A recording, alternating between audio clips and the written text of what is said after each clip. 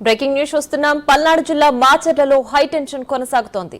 ఎప్పుడు ఏ ముప్పు ముంచుకొస్తుందోనని సామాన్య ప్రజలు బిక్కుబిక్కుమంటున్నారు. కారంపూడిలో వైసీపీ మూకలు రెచ్చిపోయాయి. టీడీపీ కార్యకర్తలపై మారణాయుధాలతో దాడికి దిగాయి. టీడీపీ ఆఫీసులోని ఫర్నిచర్తో పాటు 2 దుకాణాలు ధ్వంసం చేశాయి. దాడులకు దిగుతున్న వైసీపీ కార్యకర్తలను అడ్డుకోబోయిన సీఐకి గాయాలయ్యాయి.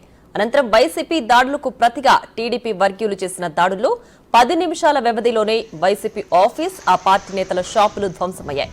ఈ గొడవల్లో 20 బైకులు దహనమయ్యాయి. పరిస్థితులను అదుపులోకి తెచ్చేందుకు ఎస్పీ బిందు మాధవ్ ఆధ్వర్యంలో పోలీసు కవాతు నిర్వహించారు. మాచర్లలో పోలీసులు 144 సెక్షన్ విధించారు.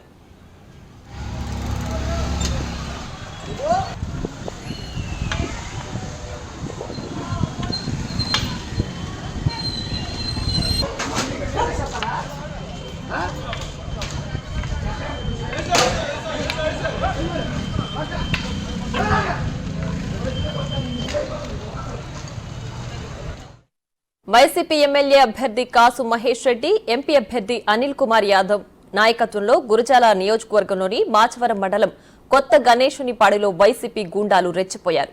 పోలింగ్ సందర్భంగా గాయపడిన వైసీపీ కార్యకర్తల పరామర్శకు అన్నట్టు వెళ్లి ఆ గ్రామంలో కర్రలు, మారణాయుధాలతో వీరంగం సృష్టించారు. టీడీపీ కార్యకర్తల ఇళ్లను ఎంచుకుని మరీ దాడులు చేశారు. టీడీపీ కార్యకర్తలు ఈ దాడులను గట్టిగా ప్రతిఘటించడంతో కొన్ని గంటల పాటు ఉద్రిక్తత నెలకొంది. మాచర్లలో పిన్నెల్లి సోదరులను గృహ నిర్బంధంలో ఉంచారు.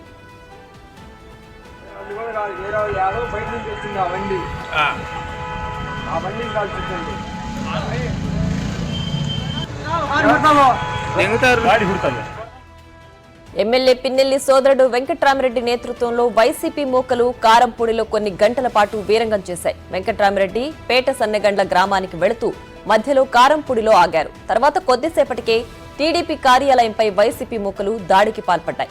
కార్యాలయంలోని ఫర్నిచర్ ను, సమీపంలో ఉన్న వాహనాలను ధ్వంసం చేశాయి. రోడ్డు పక్కన నిలిపిన తెలుగుదేశం నేత జానీ బాషా వాహనానికి నిప్పిపెట్టాయి. టీడీపీ సానుభూతి పరుల ఇళ్లు, వ్యాపార దుకాణాలపై రాళ్లు పడ్డాయి. దాడులను ఆపేందుకు ప్రయత్నించిన కారంపూడి సీఐ నారాయణ స్వామిపై కూడా వైసీపీ గూండాలు విరుచుకుపడ్డారు. వైసీపీ దాడులకు గురైన టీడీపీ కార్యకర్తలకు ధైర్యం చెప్పేందుకు ప్రత్యేక కమిటీని చంద్రబాబు ఏర్పాటు చేశారు.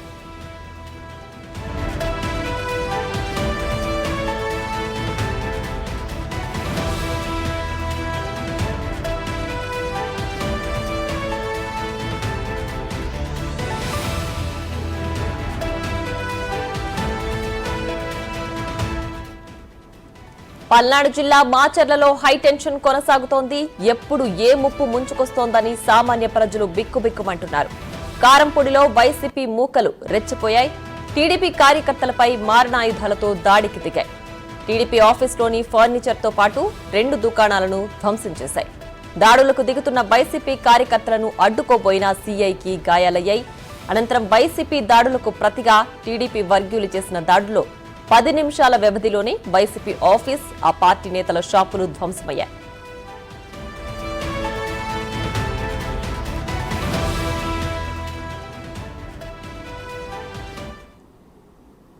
రైట్గా మరింత సమాచారం మా ప్రతినిధి సాయి శంకర్ లైవ్ లో అందించడానికి సిద్ధంగా ఉన్నారు. సాయి శంకర్, చెప్పండి, మాచర్లలో ప్రస్తుతం పరిస్థితి ఏ విధంగా ఉంది? పోలింగ్ అయిపోయిన 2 రోజులకి కూడా ఇప్పటికీ కూడా ఘర్షణలు కొనసాగుతూనే ఉన్నాయి. ఈ ఘర్షణలన్నీ ఎప్పటికి ఆగుతాయి?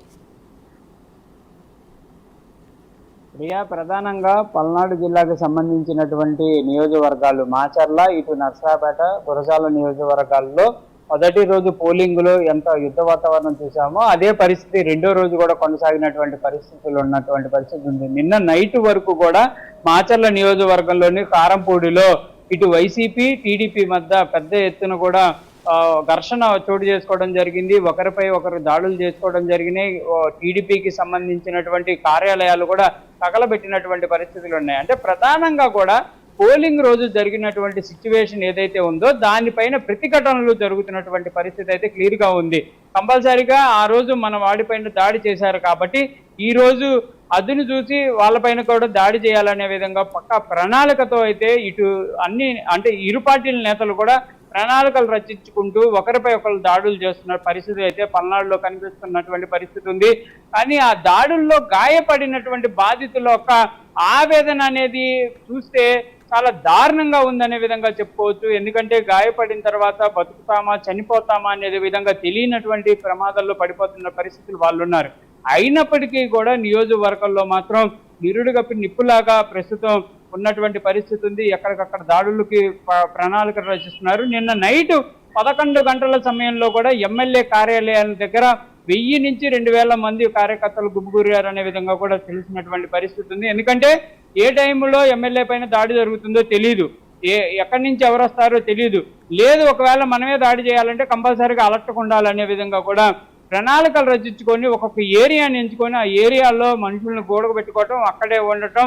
అది ఇటు పార్టీలకు సంబంధించి ఆరోపణలేమో ఒకరిపై ఒకళ్ళు ఆరోపణ చేసుకుంటున్నారు లీడర్లు. వాళ్ళు రౌడీలను దించారని టీడీపీ వాళ్ళు వైసీపీ మీద అంటుంటే వైసీపీ వాళ్ళు టీడీపీ మీద అంటున్నటువంటి పరిస్థితి ఉంది. నిన్న ఈ అంశం పైన అనేక మంది వైసీపీ శ్రేణులు మాట్లాడారు. నిన్న టీడీపీకి సంబంధించి నక్కా ఆనందబాబు మాజీ మంత్రి కూడా మాట్లాడి వాళ్ళు పోలీసులు వాళ్ళకు సహకరిస్తున్నారు, పోలీసులు అనేది నిర్లక్ష్యంగా ఉన్నారు, రౌడీలు అనే వాళ్ళు తిరుగుతున్నారు అన్నారు. అదేవిధంగా వైసీపీ శ్రేణులు కూడా సేమ్ ఇదే మాట మాట్లాడుతున్నారు. మొత్తంగా మాత్రం ఇక్కడ పోలీసుల నిర్లక్ష్యం కనిపిస్తున్నా, పోలీసుల పైన దాడులు కూడా కనబడుతున్నాయి. నిన్న కారంపూడిలో సీఏ పైన దాడి జరగడం, ఆయనకి తీవ్రమైనటువంటి గాయాలు అవడం, ఇవన్నీ కూడా చూసాము. అంటే పోలీసులు కూడా అదుపు లేనటువంటి సిచ్యువేషన్ అనేది ప్రస్తుతం కొనసాగుతున్నటువంటి పరిస్థితి ఉంది. ఈ రోజు ఉదయం కూడా కొన్ని ప్రాంతాల్లో గుమిగూరినటువంటి పరిస్థితి నేపథ్యంలో పోలీసులు ముందుగా సమాచారాలు తెలుసుకుని వాళ్ళ దగ్గరకు వెళ్ళి దీనిని నిర్వీర్యం చేస్తున్న పరిస్థితులు అయితే ఉన్నట్టు కనిపిస్తుంది. మరి ఈ రోజు కూడా కొన్ని ప్రణాళికలు ఉన్నాయి, కంపల్సరీగా ఒకరిపై ఒకరు దాడులు చేసుకోవడానికి సిద్ధంగా ఉన్నారనే విధంగా కూడా తెలుస్తున్నటువంటి పరిస్థితి ఉంది. మరి ఈ రోజన్నా పోలీసు బలగాలు కంపల్సరీగా వీటిని అడ్డుకునేటటువంటి ప్రయత్నం చేస్తారో చూడాలి. ఎందుకంటే నిన్న జరిగినటువంటి సిచ్యువేషన్ పైన ఐజీ కూడా సీరియస్ గా తీసుకోవడం జరిగింది. ప్రత్యేక బలగాలు కంపల్సరీగా మాచర్ల నియోజకవర్గం చుట్టూ ఉండాలి అనే విధంగా ఆదేశాలు జారీ చేసిన నేపథ్యంలో నిన్నటి నుంచి పోలీసులు కూడా పెద్ద సంఖ్యలో కూడా పల్నాడు జిల్లా కారంపూడి ఏరియాలు ఇవన్నీ కూడా తిరుగుతున్నటువంటి పరిస్థితులు ఉన్నాయి. మాచర్ల ప్రస్తుతం అయితే అలర్ట్ లో ఉందనే విధంగా చెప్పుకోవచ్చు. దాంతో పాటు దాచేపల్లిలో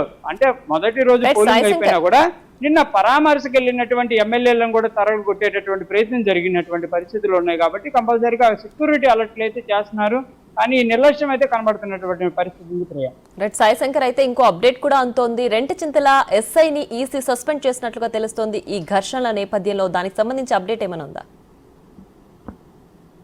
అంటే రెంటాల గ్రామంలో జరిగినటువంటి సిచ్యువేషన్లో ముందుగా పోలీసులు టీడీపీ వాళ్ళు కంపల్సరీగా మీరు రండి, మేము ప్రొటెక్షన్ ఇస్తామనే విధంగా వాళ్ళు పిలిపించారనే విధంగా టీడీపీ నేతలు చెప్తున్నారు. మేము పోలింగ్ ఏజెంట్గా వెళ్ళేటప్పుడు మాకు రక్షణ ఉంటుందనే ఒక ఆలోచనతో మేము ఆ గ్రామానికి వెళ్ళాం, మా పైన దాడి జరిగిందనే విధంగా నిన్న ఎక్స్క్లూజివ్గా బిగ్ టీవీతో మాట్లాడుతూ ఆ దాడిలో మొదటగా గాయపడి తన తల మొత్తం మీద తీవ్రమైనటువంటి గాయాన్ని ఏర్పరచుకున్నటువంటి మంజులా మాట్లాడుతూ కూడా క్లియర్గా చెప్పడం జరిగింది. పోలీసులు ప్రొటెక్షన్ ఇస్తారంటేనే మేము ఆ గ్రామానికి వెళ్ళాము, కానీ వెళ్ళి సగంలో ఉండగానే మా పైన దాడులు జరిగేదంతా పోలీసుల నిర్లక్ష్యం అని చెప్పారు. ఈ సంఘటనకు సంబంధించే జరిగినటువంటి సంఘటనల నేపథ్యంలో రెంటచింతలకు సంబంధించినటువంటి ఎస్ఐ పైన కూడా సస్పెన్షన్ వేటు పడిందనే విధంగా చెప్పుకోవచ్చు. ఇదే విధంగా మరికొంతమంది పోలీసుల పైన కూడా చర్యలు జరిగేటటువంటి అవకాశాలు ఉన్నట్లు తెలుస్తుంది. అయితే మొత్తం సంఘటనకు సంబంధించి పోలీసులు నమోదు చేస్తున్నటువంటి కేసుల పైన కూడా ఇరు వర్గాలు అయితే ఆగ్రహాలు వ్యక్తం చేస్తున్నారు. ఇటు టీడీపీ శ్రేణులేమో వైసీపీ దాడుల పైన కంపల్సరీగా అటెంప్ట్ మర్డర్ కేసులు పెట్టాల్సినటువంటి పరిస్థితి ఉంటే సామాన్యమైనటువంటి కేసులు మాత్రమే పోలీసులు పెడుతున్నారు అనే విధంగా టీడీపీ నేతలు చెప్తున్నారు. వైసీపీ శ్రేణులు కూడా ఇదే అంశాన్ని చెప్తున్నారు. కావాలని చెప్పి పక్కా ప్రణాళికతో టీడీపీ శ్రేణులు ఎమ్మెల్యే పైన దాడి చేశారు, వాళ్ళ అబ్బాయి పైన చేశారు. ఇవన్నీ చేసినప్పటికీ పోలీసులు సరైనటువంటి కేసులు పెట్టట్లేదు, వారి పైన నిర్లక్ష్యంగా ఉంటున్నారనే విధంగా చెప్తున్నారు. మొత్తంగా మాత్రం ఈ సిచ్యువేషన్ పైన ఈసీ కూడా సీరియస్ అవుతున్నటువంటి పరిస్థితి ఉంది. ఎన్నికల అధికారులు అయితే తీవ్ర ఆగ్రహాన్ని వ్యక్తం చేస్తున్న పరిస్థితులు ఉన్నాయి. ఎందుకు ఇట్లాంటి సిచ్యువేషన్ జరుగుతుంది అనే విధంగా కూడా వాళ్ళు కూడా విచారణ చేపడుతున్నటువంటి పరిస్థితి ఉంది. దీనిని అదుపులోకి తేటానికి కూడా కంపల్సరీగా అధికారులు ఎవరైతే నిర్లక్ష్యంగా ఉన్నారో వారిపైన చర్యలకైతే ముందుకు వెళ్తున్నటువంటి పరిస్థితులు ఉన్నాయి. మరి ఈ రోజు ఎలాంటి సిచ్యువేషన్ ఉంటుందో చూడొచ్చు. నిన్నటి వరకు కూడా రైట్, అలాగే అంటే పోలింగ్ రోజు జరిగిన గొడవల నేపథ్యంలో వైసీపీ శ్రేణులు కొన్ని వ్యాఖ్యలు చేశారు. పోలీసులు టీడీపీ తొత్తులుగా వ్యవహరిస్తున్నారని, ఈసీ ఏకపక్షంగా వ్యవహరించింది అని. సో అలాగే టీడీపీ వాళ్ళు చూస్తే కూడా ఓటమి భయంతోనో లేదంటే గెలుస్తామనే ధీమాతోనో వైసీపీ శ్రేణులు దాడులకు తెగబడ్డాయని చెప్పి. సో ఆ రోజు జరిగిన గొడవలే ఇప్పటి వరకు కొనసాగుతున్నాయి కదా. సో కౌంటింగ్ వరకు ఈ ఘర్షణ వాతావరణం ఇలాగే కొనసాగే అవకాశం ఉందా, లేదంటే దీనికి సంబంధించి గొడవ సద్దుమణిగే చర్యలు ఏమన్నా ఉండబోతున్నాయా? ప్రధానంగా పోలింగ్ రోజు జరిగినటువంటి దాడులే ఇవి కొనసాగుతున్నాయి. అంటే పోలింగ్ రోజు తమ ఏజెంట్ల పైన కానీ లేకపోతే తమకు సంబంధించిన వర్గాలపైన దాడి చేసినటువంటి వ్యక్తుల పేర్లను అయితే క్లియర్ కనుక్కుంటున్నటువంటి పరిస్థితులు ఉన్నాయి. ప్రత్యర్థి వర్గాలు ఎవరు దాడి చేశారు, అక్కడ దాడిలో ఎవరున్నారు అనేది వాళ్ళ వర్గాలతో సమాచారం తీసుకోవటం, వారు ఎక్కడున్నారో వెళ్ళడం, అక్కడ వాళ్ళపైన దాడులు చేయడం, ఇది కంటిన్యూగా జరుగుతున్నటువంటి పరిస్థితి. దీనిపైనే పోలీసులు దృష్టి పెడుతున్నారు. నిన్న క్లియర్గా రాష్ట్ర వ్యాప్తంగా కూడా సమాచారం ఒకటి క్లియర్గా మాచర్ల నుంచి ఒక మెసేజ్ అని బయటకు వెళ్ళినటువంటి పరిస్థితి ఉంది. మన ఎమ్మెల్యే పైన దాడి జరిగింది, కంపల్సరీగా ఇది ఒక మనం కూడా వాళ్ళకి ప్రతిఘటన ఇవ్వాలి, ఒక ఏరియాలో కలుద్దామని లొకేషన్తో సహా షేర్ అయినటువంటి పరిస్థితి ఉంది. దాన్ని ఇంటెలిజెన్స్ అధికారులు కూడా గుర్తించినప్పటికీ వాళ్ళు అక్కడికి వెళ్ళి దాన్ని నిర్వీర్యం చేయాలనే ప్రయత్నం జరిగే లోపే కారంపూడిలో మరో ప్రమాదం జరిగింది. అంటే ఇదే వాళ్ళు ప్లేసెస్ కూడా మార్చుకొని దొరికిన చోట, అంటే టీడీపీకి పట్టున్నటువంటి ప్రాంతాలైతే వీళ్ళు దాడులు చేస్తున్నారు, వైసీపీకి పట్టున్న ప్రాంతాలైతే వాళ్ళు చేస్తున్నారు. ఒకవేళ వాళ్ళు వీళ్ళ దగ్గరకు వచ్చినా వీళ్ళు వేరే గ్రామాలకు వెళ్ళినా కూడా దాడులు అయితే కొనసాగుతున్నాయి. ఇదంతా కూడా పోలింగ్ రోజు జరిగినటువంటి దాడుల కారణంగానే ఇది కూడా కొనసాగుతున్నటువంటి పరిస్థితి అయితే క్లియర్. కానీ పోలీసులు అయితే ప్రత్యేక దృష్టి పెడతామంటున్నారు. మరి ఎంతవరకు ఈ దాడులు ఈ రోజుతో నిలువరిస్తారా, లేకపోతే కౌంటింగ్ వరకు ఒక్కొక్కరి పైన దాడులు జరిగేటటువంటి అవకాశం ఉందో చూడాలి. కాకపోతే పగ ప్రతీకారాలతో రగిలిపోతున్న పరిస్థితి అయితే మాచర్ల నియోజకవర్గంలో కనిపిస్తున్నటువంటి పరిస్థితి ఉంది. హైదరాబాద్ నుంచి ఓటు కోసం అని కొంతమంది వచ్చి ఉద్యోగాలు చేసుకునే వాళ్ళు కూడా బాధితులయ్యారు. కొంతమంది ప్రతిఘటనల కోసం తమ యొక్క ఏదైతే వారి ఉన్న పగను తీర్చుకోవడానికి కూడా కొంతమంది ఉంటున్నారనే విధంగా తెలుస్తుంది. చాలా మందితో మనం ఎడ్యుకేటెడ్ పీపుల్తో మాట్లాడుతుంటే వాళ్ళు కూడా చెప్తున్నారు, ఎప్పుడేం జరుగుతుందో తెలీదు, మాచర్లో కంపల్సరీగా ఈ ఘర్షణల వల్ల చాలా మంది భయభ్రాంతులకు గురవుతున్నటువంటి పరిస్థితులు ఉన్నాయి. కొన్ని గ్రామాల్లో అయితే బయటకు వస్తే అసలు ఏమన్నా అవుతుందా, ప్రమాదం జరుగుతుందా, దాడి జరుగుతుందా అనే ఒక ఆలోచనలో ఉన్నామనే విధంగా కూడా స్థానికులు అయితే చెప్తున్నటువంటి పరిస్థితులు ఉన్నాయి. మొత్తంగా మాత్రం హై సెక్యూరిటీ పెట్టి నిర్లక్ష్యం ఎక్కడా లేకుండా ఎవరైతే గుమిగూరతారో వాళ్ళ పైన కఠినమైనటువంటి చర్యలు తీసుకుంటే తప్పితే ఈ ప్రమాదం కానీ ఈ ఘర్షణలు కానీ అరికట్టేటటువంటి పరిస్థితి లేదు. పోలీసు విభాగం కూడా పెద్ద ఎత్తున అక్కడ ఉండాల్సినటువంటి పరిస్థితులు అయితే కనిపిస్తున్నాయి. ఒక పోలింగ్ రోజు 144 సెక్షన్ పెట్టి తర్వాత కూడా ఇప్పుడు జరుగుతున్న సంఘటనలో 144 సెక్షన్ అనేది కౌంటింగ్ రోజు వరకు కొనసాగుతున్నా ఇంతమంది గ్యాదర్ అవుతున్నారంటే మనం కంపల్సరీగా నిర్లక్ష్యాలు కనిపిస్తున్నటువంటి పరిస్థితి ఉంది. కాబట్టి కంపల్సరీగా పోలీసులే దీనిపైన దృష్టి పెట్టాల్సినటువంటి పరిస్థితి ఉంది. ఇరు వర్గాలను కూర్చోబెట్టి మాట్లాడేటటువంటి ప్రయత్నం అన్నా చేయాలి, లేకపోతే ఎవరైతే అభ్యర్థులుగా ఉన్నటువంటి వ్యక్తుల మధ్య కొంత ఇలాంటి సిచ్యువేషన్ లేకుండా చూడండి అనే విధంగా వాళ్ళ దగ్గర తీసుకొని రావాలి.